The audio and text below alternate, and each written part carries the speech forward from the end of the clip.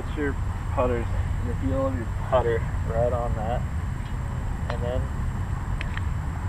I'm going to angle it a little bit to the right of your intended line, and then we're going to want your putter to swing back, and you're going to want the face to stay closed.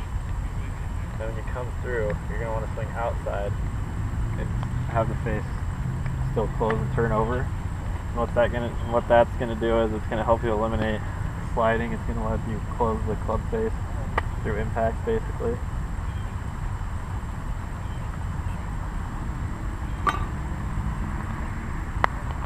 There you go. Yeah, that's a lot better. Maybe try a couple more of those.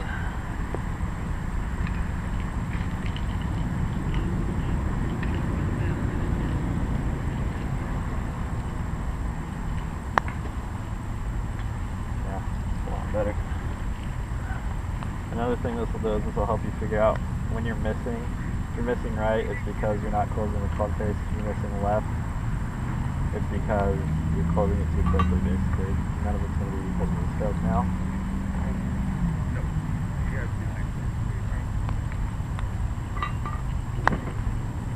And you're not going to have to take near as big a strokes to get the ball to the hole either, because you're adding draw spin to the ball, basically.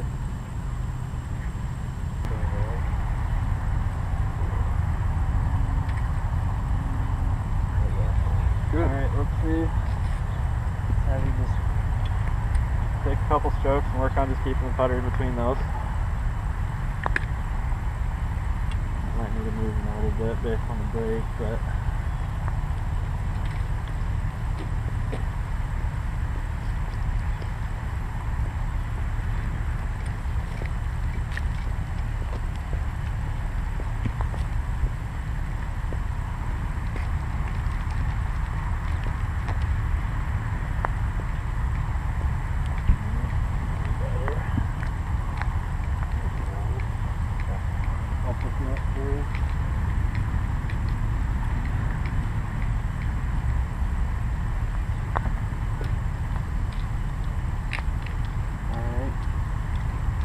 have a couple more.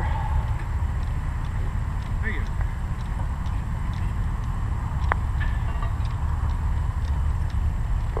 Go.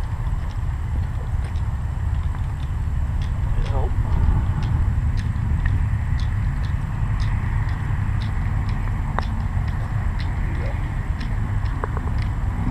Yeah, this is a good drill I like to do because it looks like your stroke kind of comes outside of your kind of target line a little bit. Okay. This is something I like to do. I mean, it still gives you a little room for error because since the golf ball's only that big, the hole's that big, you still have room for error, but what this drill does is it kind of gives you that room for error. What you're doing is you're getting to about here and stopping. You don't have any injuries, anything like that you're turning over, do you? No. Okay. What I like to do is when you get up here, try and just raise the arms a little more.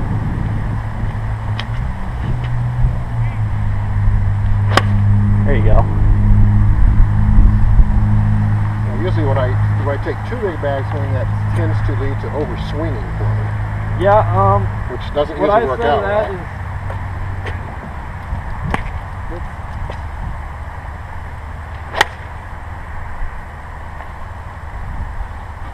to me, when you get the bigger backswing, what I feel like is when you get back there, you can just kind of let your body go through it. Don't try and feel like you're swinging the golf club, because when you get turned properly, that coil is just going to take care of all the distance.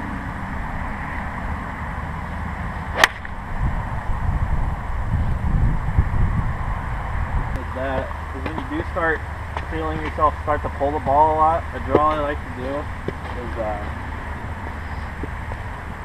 so I'm going to try and aim for the 150 marker, but I'm going to line up way left, because then obviously over the top, you can't do that. It's going to get you to really force yourself to swing inside out more, so that'll get rid of that pull. So just work on aiming left and trying to hit it just towards the 150 marker more. Just try and purposely push it, basically. Okay.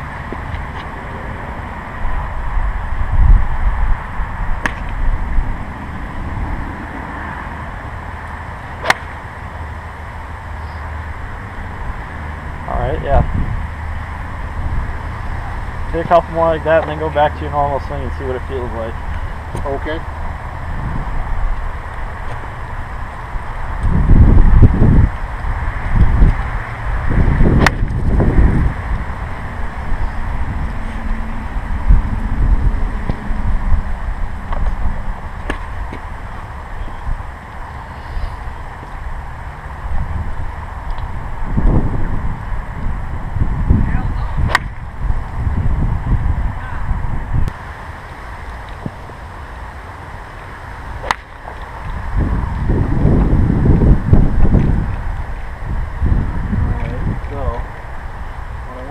On here with you then.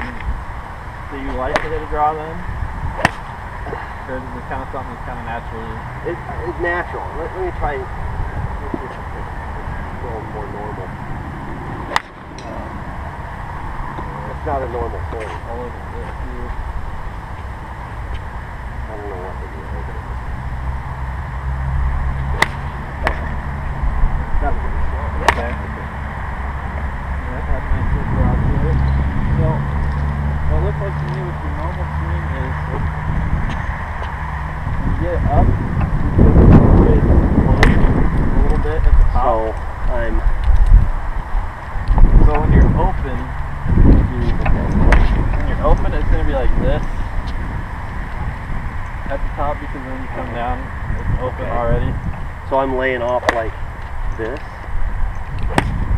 Yeah. That's open. That's what you'd be if you were hitting a slice. You're hitting a fade, you're doing the opposite. Yeah.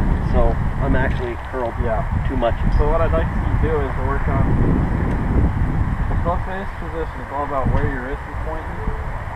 So at impact, however you get set up, you want the club, you want your wrist, the back of your hand to be pointing at the target, ideally. At impact. At where I want to start it. Yeah.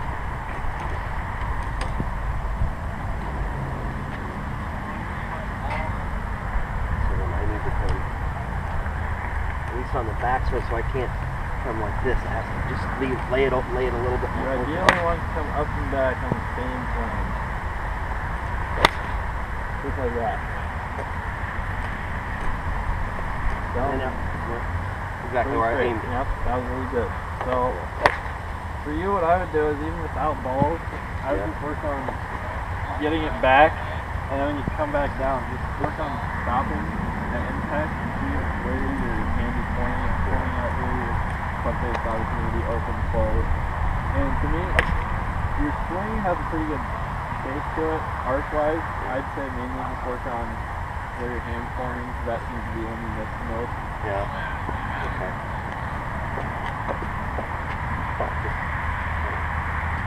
Yeah. Yeah. That looks pretty good. And then just keep that, make sure that's... Yep. Yeah, that looks pretty good. Just work on that a little bit. Set up there. Widen your stance a little bit. Get a little better. Yeah, that would give you a little better balance. And then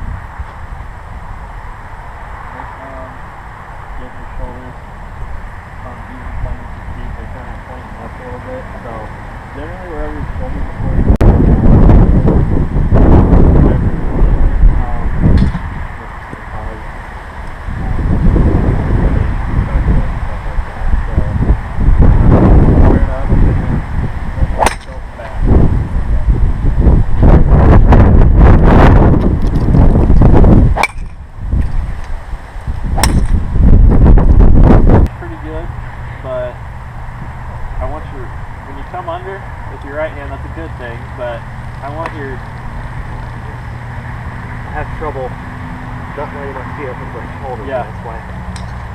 that helps, but when you do that, it's a good thing that you're doing it, but when you work on it, make sure you keep that the upper part of your arm on you, tucked, because that way when you come back, you never lose that connection because you kind of, yeah. So, Yeah. so then the backswing too, just Yeah. You want to try to keep that touch elbow. Yeah, inside. I mean, it can come off of you, but make sure it's kind of in line with your body. There you go.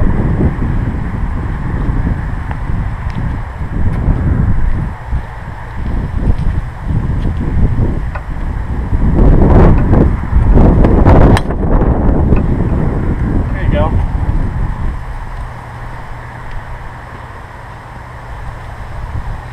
Another one, and then I'll do a little go with you.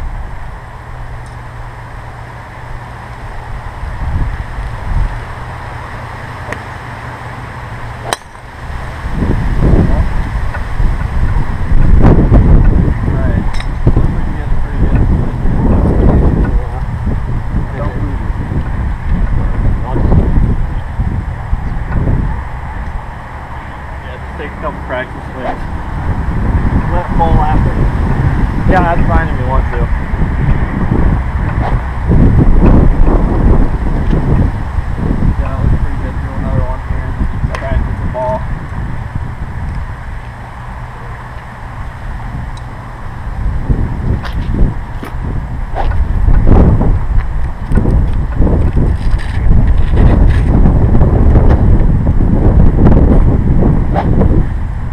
Feels like I'm gonna slice like that. I think that. Yeah, that's what that's the feeling though.